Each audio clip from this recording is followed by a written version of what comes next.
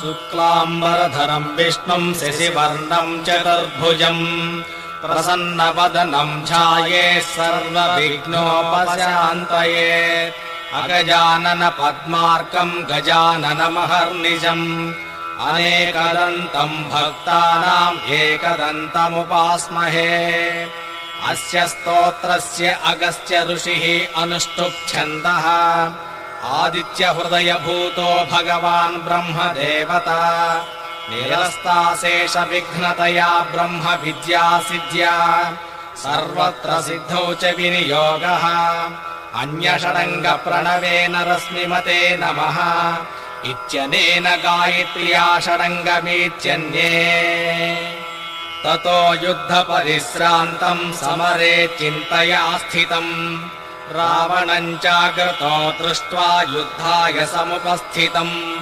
दैवतैश्च समागम्य द्रष्टुमभ्यागतो रणम् उपगम्याब्रवीत् रामामगस्त्यो भगवान् ऋषिः राम राम महाबाहो शृणु गुह्यम् सनातनम् येन सर्वा नरेन्वत्सा समरे विजयिष्यसि आदित्यहृदयम् पुण्यम् सर्वशत्रुविनाशनम् जयावहम् जपेन्नित्यम् अक्षयम् परमम् शिवम् सर्वमङ्गलमाङ्गल्यम् सर्वपापप्रणाशनम् चिन्ताशोकप्रशमनमायुर्वर्धनमुत्तमम् रश्मिमन्तम् समुद्यन्तम् देवासुरनमस्कृतम् पूजयस्व विभस्वन्तम् भास्करम् भुवनेश्वरम् सर्वदेवात्मको ह्येष तेजस्वी रश्मिभावनः एष देवासुरगणान् लोकान् पाति गभस्तिभिः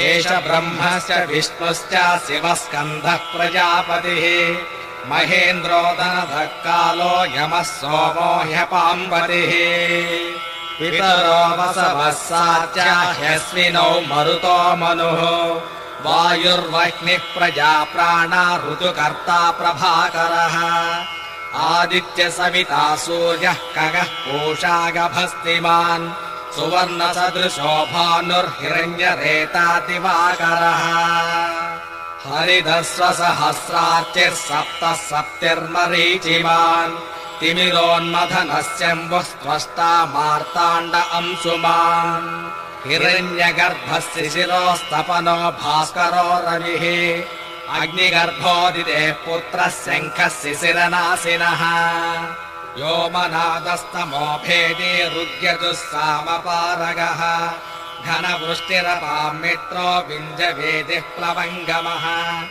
आतपे मण्डले मृत्युः पिङ्गलः सर्वतापनः कविर्विश्वो महातेजा रक्तः सर्वभवोद्भवः नक्षत्रग्रहतारणामधिपो विश्वभावनः तेजसामपि तेजस्वी द्वादशात्मा नमोऽस्तु ते नमः पूर्वाय गिरये पश्चिमे गिरये नमः ज्योतिर्गणानाम् पतये दिनाधिपतये नमः जयाय जय भद्राय हर्यस्वाय नमो नमः नमो नमः सहस्रांशो आदित्याय नमो नमः नमः उग्राय वीराय साराङ्गाय नमो नमः नमः पद्मप्रभोदाय प्रचण्डाय नमो नमः ब्रह्मेशानाच्युतेशाय सूर्यायादित्यावर्चसे भास्वते सर्वभक्षाय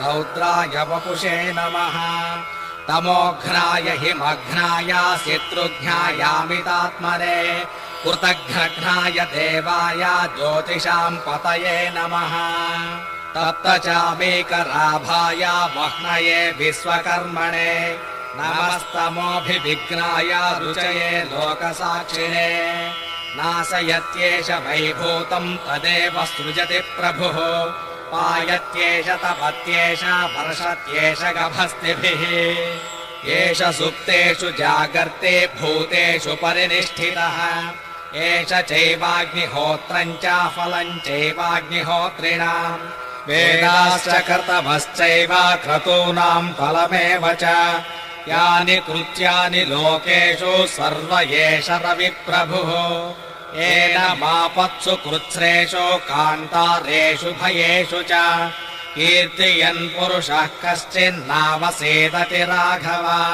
पूजयस्त्वैनमेकाग्रो देवदेवम् जगत्पतिम् एतत् त्रिगुणितम् जत्वा युद्धेषु विजयिष्यसि अस्मिन् क्षणे महाबाहो रावणम् त्वम् वधिष्यसि एवमुक्त्वा तदागस्त्यो जगाम च यथागतम् एतत् श्रुत्वा महातेजा नष्टशोको भवत्तदा धारयामास सुप्रीतो राघव प्रयतात्मवान् आदित्यम् प्रेक्ष्य जप्त्वा तु परम् हर्षमवाप्नुवान् त्रिराचम्यासु चिर्भूत्वा धनुराधाय वीर्यवान् रावणम् प्रेक्ष्य हृष्टात्मा युद्धाय समुपागमतु सर्वयत्नेन महतावधे तस्य धृतो भवतु अधरविरद निरीक्ष्य रामम् मुदितमनः परमम् प्रपुष्यमाणः निजजरपदि संशयम् विदित्वा सुरगणमज्जगतो वचस्त्वरेति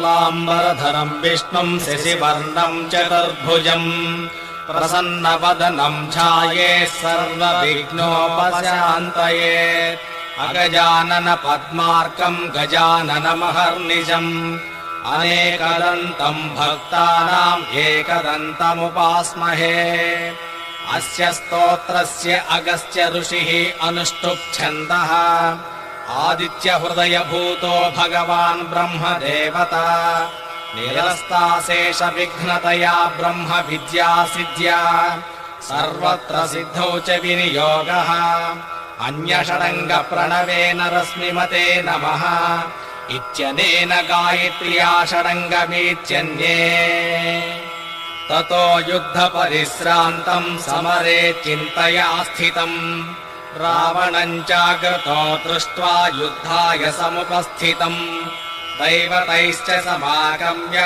द्रष्टुमभ्यागतो रणम् उपगम्याब्रवीत् रामामगस्त्यो भगवान् ऋषिः राम राम महाबाहो शृणु गुह्यम् सनातनम् येन सर्वा नरेन्वत्सा समरे विजयिष्यसि आदित्यहृदयम् पुण्यम् सर्वशत्रुविनाशनम् जयावहम् जपेन्नित्यम् अक्षयम् परमम् शिवम् सर्वमङ्गलमाङ्गल्यम् सर्वपापप्रणाशनम् चिन्ताशोकप्रशमनमायुर्वर्धनमुत्तमम् रश्मिमन्तम् समुद्यन्तम् देवासुरनमस्कृतम् पूजयस्व विभस्वन्तम् भास्करम् भुवनेश्वरम् सर्वदेवात्मको ह्येष तेजस्वी रश्मिभावनः एष देवासुरगणान् लोकान् पाति गभस्तिभिः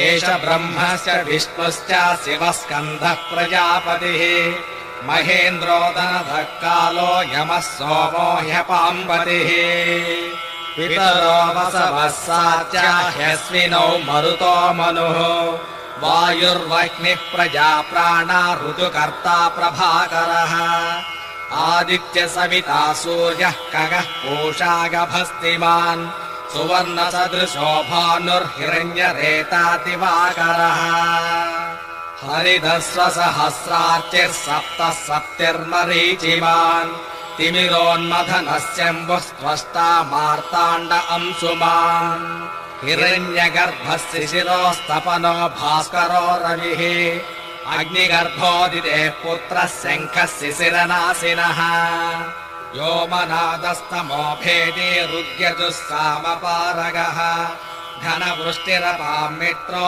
विञ्जवेदिः प्लवङ्गमः आतपे मण्डले मृत्युः पिङ्गलः सर्वतापनः कविर्विश्वो महातेजा रक्तः सर्वभवोद्भवः नक्षत्रग्रहतारणामधिपो विश्वभावनः तेजसामपि तेजस्वी द्वादशात्मा नमोऽस्तु ते। नमः पूर्वाय गिरये पश्चिमे गिरये नमः। ज्योतिर्गणानां पतये दिनाधिपतये नमः। जयाय जय भद्राय हर्यस्वाय नमो नमः। नमो नमः सहस्रांशो आदित्याय नमो नमः। नमः उग्राय वीराय साराङ्गाय नमो नमः। नमः पद्मप्रभोदाय प्रचण्डाय नमो नमः। ब्रह्मेशानाच्युतेशाय सूर्यायादित्यावर्चसे भास्वते सर्वभक्षाय रौद्राय वपुषे नमः। तमोघ्नाय हिमघ्नाय शत्रुघ्नायामितात्मने कृतघ्नघ्नाय देवाय ज्योतिषां पतये नमः। तप्तचामीकराभाय वह्नये विश्वकर्मणे नमस्तमोऽभिविघ्नाय रुचये लोकसाक्षिणे। नाशयत्येष वैभूतं तदेव सृजति प्रभुः। पायत्येष तपत्येष वर्षत्येष गभस्तिभिः। एष सुप्तेषु जागर्ते भूतेषु परिनिष्ठितः। एष चैवाग्निहोत्रं च फलं चैवाग्निहोत्रिणाम्। वेदाश्च कर्तमश्चैव क्रतूनां फलमेव च। यानि कृत्यानि लोकेषु सर्व एष रविप्रभुः। एनमापत्सु कृत्स्रेषु कान्तारेषु भयेषु च। कीर्तयन् पुरुषः कश्चिन्नावसेदति राघव। पूजयस्त्वैनमेकाग्रो देवदेवं जगत्पतिम्। एतत्त्रिगुणितं जत्वा युद्धेषु विजयिष्यसि। अस्मिन् क्षणे महाबाहो रावणं त्वं वधिष्यसि। एवमुक्त्वा तदागस्त्यो जगाम च यथागतम्। एतत् श्रुत्वा महातेजा नष्टशोकोऽभवत्तदा। धारयामास सुप्रीतो राघव प्रयतात्मवान्। आदित्यं प्रेक्ष्य जप्त्वा तु परं हर्षमवाप्नुवान्। त्रिराचम्यासु चिर्भूत्वा धनुराधाय वीर्यवान्। रावणं प्रेक्ष्य हृष्टात्मा युद्धाय समुपागमतु। सर्वयत्नेन महतावधे तस्य धृतो भवतु। अधरविरद निरीक्ष्य रामं मुदितमना परमं प्रपुष्यमाणः। निजरपदि संशयं विदित्वा सुरगणमज्जगतो वचस्त्वरेति।